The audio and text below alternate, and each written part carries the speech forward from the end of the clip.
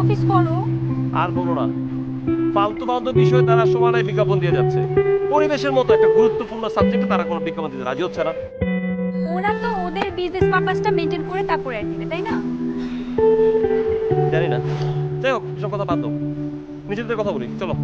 ওরে, এই তো লক্ষ্মী ছেলের মতো কথা। হুম, বলো কি বলবে? এখানে রাস্তায় কোথাও যাই বসি। চলো। চলো।